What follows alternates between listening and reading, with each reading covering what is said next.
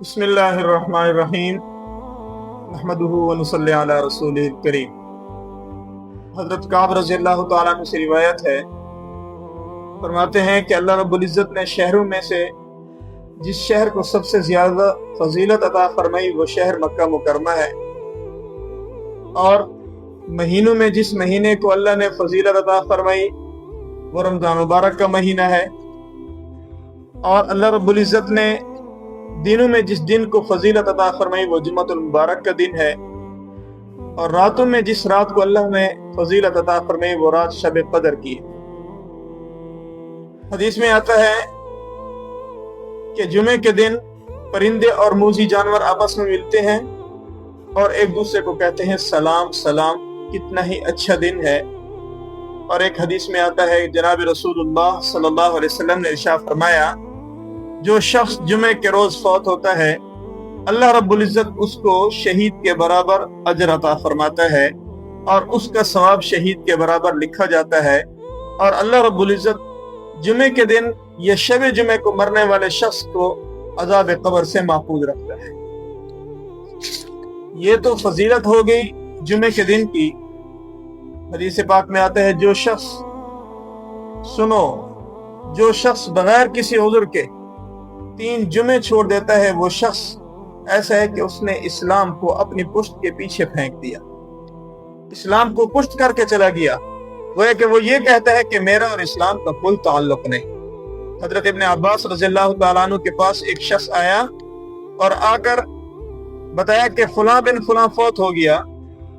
उसका हाल पूछा हजरत इब्न अब्बास ने कि वो कैसा था, तो वो शख्स कहने लगा वो शख्स बड़ा अच्छा था मरने वाला, लेकिन जुमे और नमाज जमात के साथ वो शरीक नहीं होता था, जुमे में नहीं आता और जमात के साथ नमाज नहीं पढ़ता था।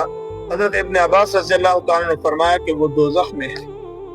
वो शख्स बराबर 1 महीने तक आता रहा और ये सवाल करता रहा, और आप यही जवाब इरशाद फरमाते रहे, जो शख्स जुमे में हाजिर नहीं होता था, जो शख्स जमात में हाजिर नहीं होता था, वो शख्स दोज़ख में है, वो शख्स दोज़ख में है, वो शख्स दोज़ख में है।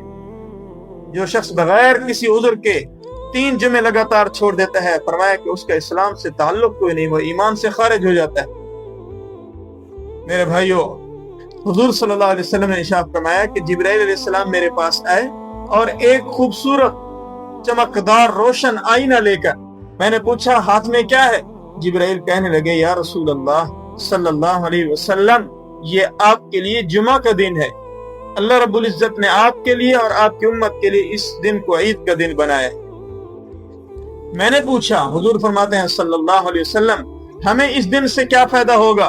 फरमाया आप सल्लल्लाहु अलैहि वसल्लम को जिब्राइल ने जवाब दिया कि इस दिन जुमे के दिन में एक घड़ी ऐसी आती है कि कोई शख्स अल्लाह रब्बुल इज़्ज़त से अपने मुतालिक किसी भी किस्म की दुआ करता है, अल्लाह उस घड़ी की बरकत से उसकी दुआ कबूल फरमाता है, और अपनी किसी गुनाह की बख्शिश अल्लाह से तलब करता है, अपनी मग़फ़िरत तलब करता है, अल्लाह उसकी तौबा को कबूल फरमा कर उसकी बख्शिश फरमा देते हैं। फिर फरमाया आप सल्लल्लाहु अलैहि वसल्लम ने कि इसी दिन जुमे के दिन आदम अलैहिस्सलाम पैदा हुए, इसी जुमे के दिन आदम अलैहिस्सलाम की वफात हुई, इसी जुमे के दिन जन्नत में दाखिल हुए, इसी जुमे के दिन जमीन पर उतारे गए।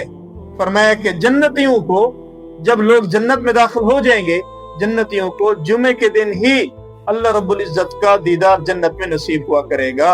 फरमाया हदीस पाक में आता है जनाब रसूलुल्लाह सल्लल्लाहु अलैहि वसल्लम ने इरशाद फरमाया, हर जुमे के दिन अल्लाह रब्बुल इज़्ज़त जहन्नम की आग से 6 लाख बंदों को आजाद फरमाता है।